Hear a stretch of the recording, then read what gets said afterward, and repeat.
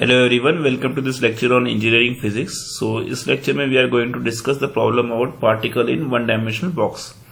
ठीक है, तो particle in one dimensional box को लेके आपके वीडियो में भी कई बार क्वेश्चन आ चुका है, तो हम इसको अच्छे से डिस्कस करेंगे. ठीक है,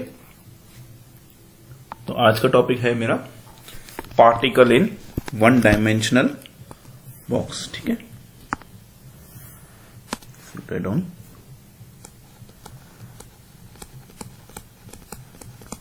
particle in one dimensional box. तो बेसिकली इसमें हम मान के चलते हैं हमारे पास में इन्फिनिटली हार्ड वॉल्स हैं. ठीक है, let's suppose these are hard walls.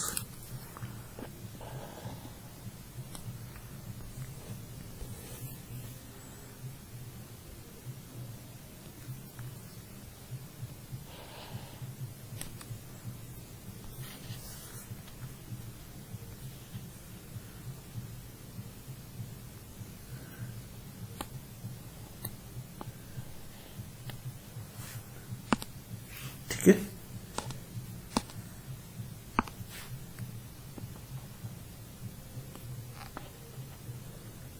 so these are infinitely hard walls. अब हमें ये सपोज करें कि हमारे पास में एक फ्री पार्टिकल है. ठीक है, जो कि इसके बीच में मूव कर रहा है, वन डायमेंशनल इस बॉक्स के बीच में मूव कर रहा है. तो इन्फिनिटली हार्ड वॉल्स का मतलब क्या है कि जब भी ये वॉल से टकराएगा जब ये पार्टिकल, तो उसकी एनर्जी में कुछ भी लॉस नहीं होगा. जब वो कोलाइड करेगा there is no energy loss. ठीक है, तो पार्टिकल की प्रोबेबिलिटी जो होगी वो हम जाय से रिप्रेजेंट करेंगे. तो जाय will not be equal to 0 जब तक वो इस बॉक्स के अंदर है. लेकिन बाउंड्री पे अगर हम इसकी लिमिट ले लें, लेट सपोज 0 से L ले लें, है ना, इनको बाउंड्रीज ले लेंगे, तो जो बाउंड्री है, बाउंड्री कंडीशन में जाय जो होगा वो हमेशा 0 होगा. ठीक है, और क्योंकि मेरा ये पार्टिकल फ्री पार्टिकल है, तो मेरी पोटेंशियल एनर्जी जो है inside the box that will be equal to 0 और आउटसाइड द बॉक्स ये क्या होगी, इन्फिनिटी होगी. ठीक है, इसके बाहर अगर मेरी पोटेंशियल एनर्जी हम देखेंगे तो यहां पे मेरी पोटेंशियल एनर्जी जो क्या होगी, इन्फिनिटी हो जाएगी. So U equal to infinity, U equal to infinity. ठीक है, तो अगर हम पोटेंशियल एनर्जी को एक फंक्शन डिफाइन करें तो हम किस तरह से इसको डिफाइन कर सकते हैं, बताओ मुझे. So it will B U, है ना, इक्वल टू 0 से L के बीच में अगर मैं लिमिट लगाऊं 0 लेस देन और equal to x less than और इक्वल टू L, है ना, तो मेरा पार्टिकल कहां पे है, बीच में है और फ्री पार्टिकल है. देयरफॉर वहां पे मेरी क्या हो जाएगी, पोटेंशियल एनर्जी क्या हो जाएगी, 0, है ना.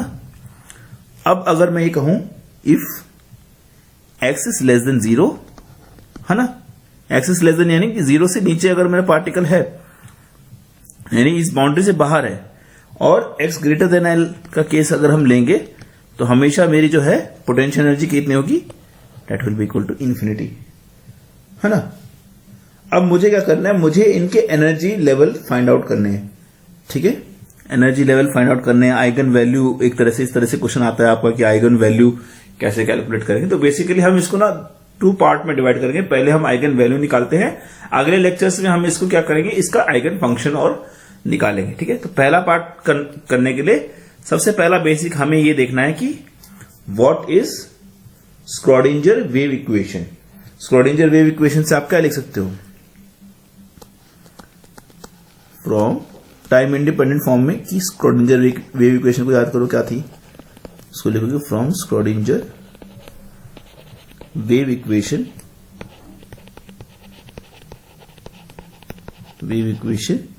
what you can write, you can write rad square xi is equal to 2m by h cross square e minus u into xi is equal to 0, है ना. ये इक्वेशन आई थी हमारी.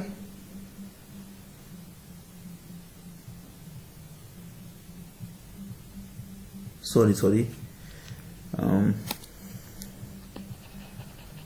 ये इक्वल टू नहीं आएगा, यहां पे प्लस आएगा, है ना,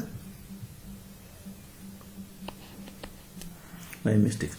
सो ग्रेड स्क्वायर जाय plus 2m by h cross square e minus U into psi. अब जाय को आप अंदर मल्टीप्लाई कर दो, क्या आ जाएगा,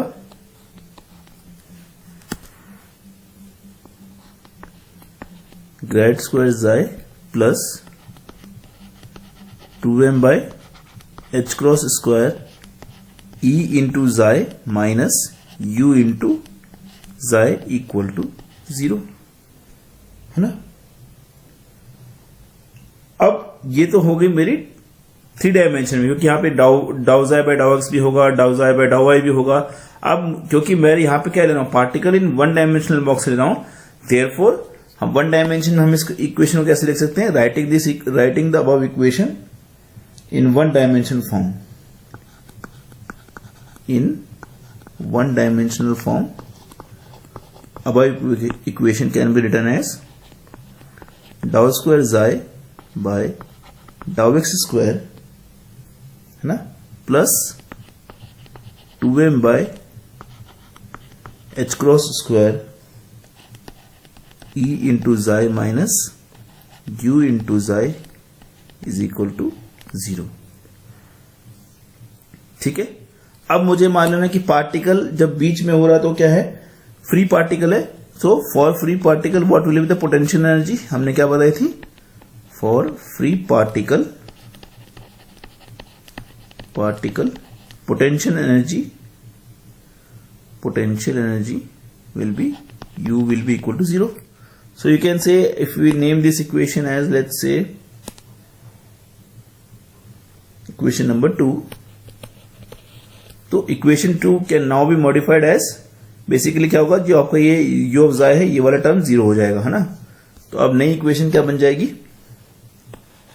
डाउ स्क्वायर जाय बाय डाउ x square plus 2m by h cross square into E psi is equal to 0, है ना, यही होगी।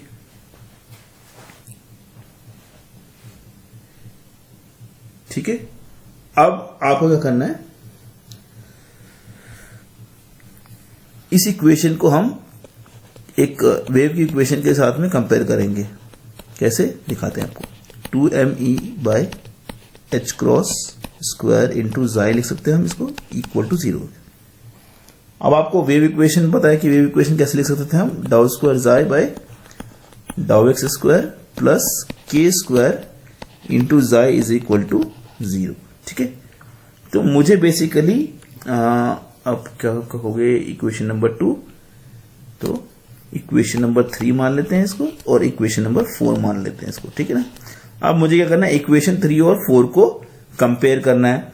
तो अगर इक्वेशन 3 और 4 को कंपेयर करोगे तो बेसिकली क्या होगा, के स्क्वायर आपका इक्वल टू हो जाएगा 2me by h cross square, है ना। अब जब भी मेरे पास में इस फॉर्मेट की इक्वेशन आती है, ठीक है, तो उसका जो सॉल्यूशन होता है वो क्या होता है, इट विल बी जाय is equal to a sin kx plus b cos kx। ठीक है, इस डिफरेंशियल इक्वेशन का सॉल्यूशन ये होता है। ठीक है ना, a sin kx plus b cos kx। ठीक है, where k square is equal to, यहां पे मेरा k स्क्वायर किसके बराबर है, k square is equal to 2m by 2me by h cross square, है ना। अब जाय आपको मालूम है। अब इस इक्वेशन से मुझे आइगन वैल्यू, पहले तो देखो इस इक्वेशन में क्या चीज मुझे फाइंड आउट करनी होगी, मुझे a और b, है ना, ये फाइंड आउट करना पड़ेगा कि a और b कांस्टेंट्स की क्या वैल्यू होगी। तो इसके लिए बेसिकली किसी भी चीज में अगर आपके पास में कोई डिफरेंशियल इक्वेशन है, उसका आपके पास में सोल्यूशन है और उसमें कुछ कांस्टेंट्स आ रहे हैं, अगर आपको a और b वैल्यू या फिर कोई भी कांस्टेंट्स की वैल्यू निकालने, तो आप क्या करोगे, आप इनिशियल कंडीशंस अप्लाई करते हो ना। तो इसमें बेसिकली हम क्या करेंगे, बाउंड्री कंडीशंस को अप्लाई करेंगे। तो बाउंड्री कंडीशंस क्या है कि जब मेरा x इज इक्वल टू 0 है तो मेरा जाय क्या हो जाएगा, 0, है ना। Applying first boundary condition, first boundary condition, ठीक है, x इक्वल टू 0, जाय इज इक्वल टू 0 हो जाएगा। तो आप देखो जाय की जगह पे आप 0 आ जाएगा, A sine k into zero is sine zero plus B cos into zero is cos zero, sorry cos k into zero is zero, so cos zero आ जाएगा मेरा। अब आपको पता है ए साइन जीरो की वैल्यू कितनी होती है, दिस इज जीरो, ठीक है। तो अब मेरे पास में क्या बची है, कॉस जीरो की वैल्यू इज 1, है ना। Therefore I can get from this b is equal to 0, है ना। तो मेरे पास में b इक्वल टू 0 आ गया, ठीक है। Now applying second boundary condition, applying second boundary condition,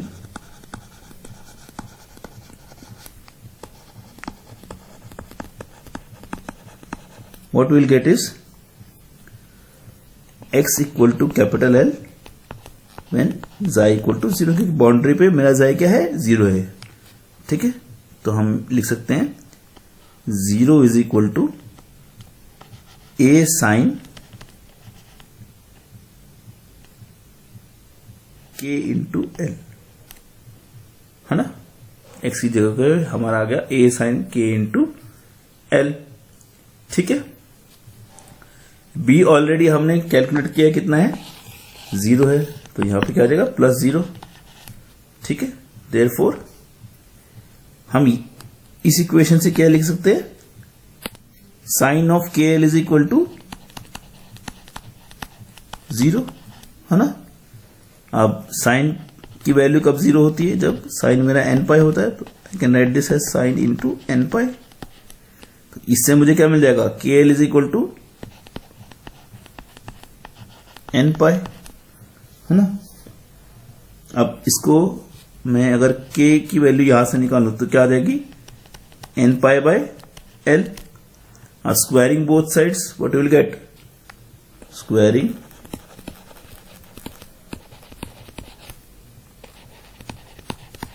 both sides will get is k square is equal to n square pi square by capital L। अब k square की value हमारी क्या आई थी, पहले देखो 2me by h cross square, तो इसको वहां पे सब्स्टिट्यूट कर दो। So what will get 2me by h cross square is equal to n square pi square by l, है ना। अब इससे मैं E कैलकुलेट कर सकता हूं, what will be E, E is equal to n square pi square into h cross square divided by, यहां पे l स्क्वायर भी आएगा ना, ठीक है, डिवाइडेड बाय 2m, ठीक है, इंटू l स्क्वायर, ठीक है। अब आपको h क्रॉस पता है क्या है, h बाय 2 पाई, है ना। तो इससे क्या आ जाएगा मुझे, E is equal to n square pi square h square by 2 pi का स्क्वायर कितना हो जाएगा, 4 into pi square into 2m into l square, है ना। तो अब आ जाएगा मेरा E इज इक्वल टू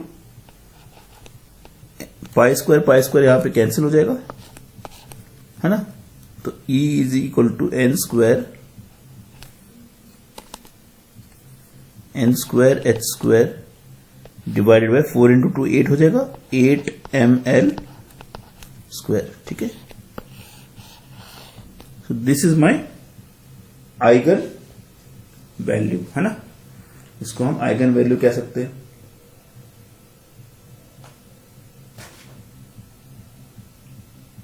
ठीक है। तो बेसिकली अगर मैं इसमें n इक्वल टू 1 रखूं, ठीक है, n equal to 1, so what I will get, E is equal to h square by 8ml square मिलेगा मुझे, है ना। सो बेसिकली अगर हम एक तरीके से, देखो क्वांटम नंबर कभी भी 0 नहीं हो सकता, अगर 0 होगा तो इसका मतलब पार्टिकल एग्जिस्ट ही नहीं करता, है ना, क्योंकि xi 0 हो जाएगा। लेकिन पार्टिकल तो एग्जिस्ट है बॉक्स में, हमने कंसिडर करके रखा कि बॉक्स में पार्टिकल एग्जिस्ट हो रहा है, इसलिए वो जीरो नहीं हो सकता। तो ये क्या है, लोवेस्ट स्टेट है। तो जो ये लोवेस्ट स्टेट पॉसिबल है होता है ना, लोवेस्ट स्टेट पॉसिबल, ठीक है, इसको हम क्या कहते हैं, zero point energy of the system. What will call it as zero point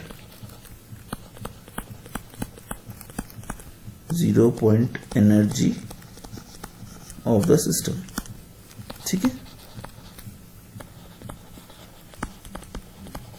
तो अगर एग्जाम में आपको आए कि सबसे पहले कि आइगन वैल्यू निकालना है, तो ये मेरा आंसर होगा।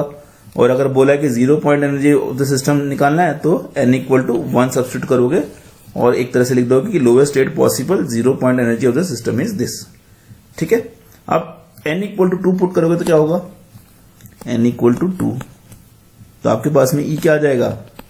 अगर मैं इसको E मान रखा मैंने, E1 मान लेते हैं, ठीक है ना, तो E क्या आ जाएगा मेरा, E2, it will B 4 times of E1, है ना। इसी तरह से अगर मैं n इक्वल टू 3 पुट करूंगा तो I will get E3 is equal to 9 times E1, so on and so forth. तो अगर मुझे इसका डायग्राम बनाना हो, एनर्जी लेवल डायग्राम बनाना हो, तो किस तरह से बनेगा,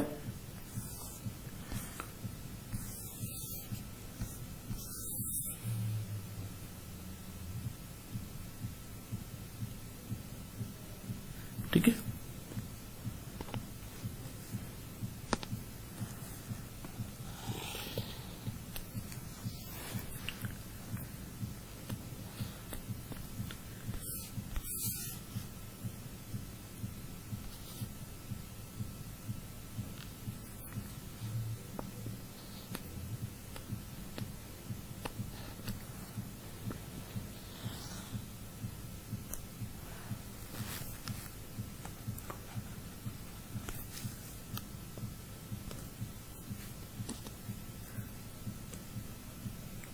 ठीक है, तो सपोज करो ये आपका जीरो स्टेट है, जीरो तो क्वांटम नंबर पॉसिबल नहीं है, इसलिए E1 जो होगा वो मेरा कुछ यहां पे होगा। लेट्स सपोज आपका E1 यहां पे है, तो इस तरीके से बन जाएगा, ठीक है।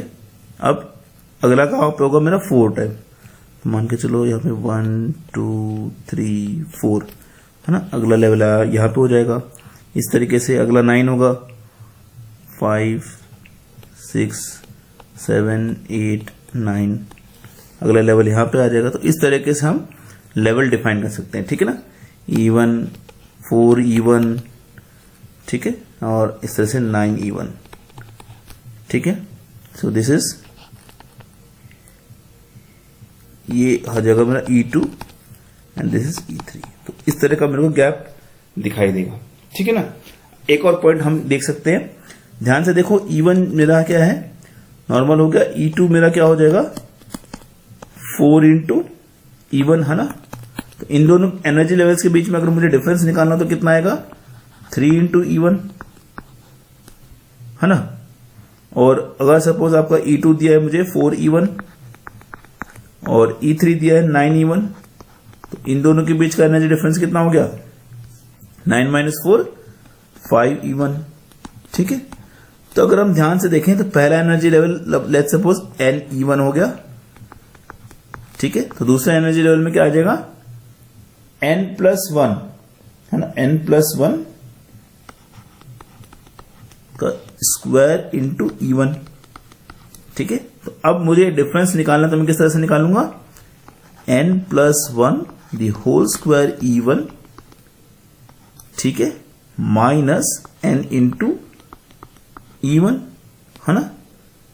तो ये क्या होगा, इक्वल, देखो n square plus 2n plus 1 into E1 minus n into E1, है ना। तो अगर हम इसको ध्यान से कैलकुलेट करेंगे तो क्या आएगा मेरा answer, 2 into n+1 into E1,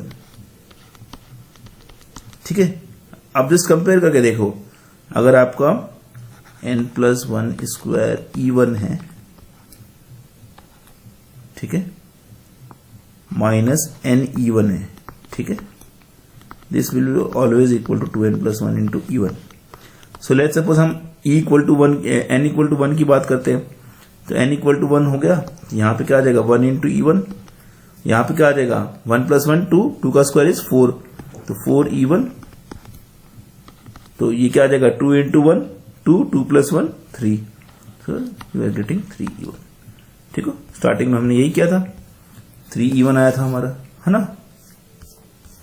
उसी तरह से अगर n=2 हुआ, then 2 + 1 whole square into E1 minus 2 into E1 equal to 5, 2 into 2 4 + 1 5 into E1, है ना। So this will be 3 square यानी 9E1,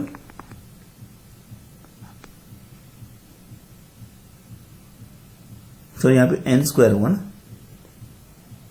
n स्क्वायर होगा, this will B n square not n(E1), इस n स्क्वायर, ठीक है। So 9E1 minus 4E1 आएगा, ठीक है। So 9E1 minus 4E1 will be equal to 5 into E1, ठीक है। हेंस हम कह सकते हैं कि the spacing between nth energy level and the next higher energy level is nothing but 2n+1 into E1, ठीक है। तो ये तो हमने आइगन वैल्यू ऑफ एनर्जी के बारे में देखा, 0 point energy of the state of the system के बारे में देखा। अगले लेक्चर में हम ये देखेंगे कि हम ए की वैल्यू कैसे कैलकुलेट करेंगे और कैसे फिर उससे आइगन फंक्शन बनाएंगे, और आइगन फंक्शन से कैसे हम वेव्स और उनकी नोट्स निकालेंगे, वो हम अगले लेक्चर में देखेंगे, ठीक है। इस लेक्चर के लिए इतना ही। Thank you very much.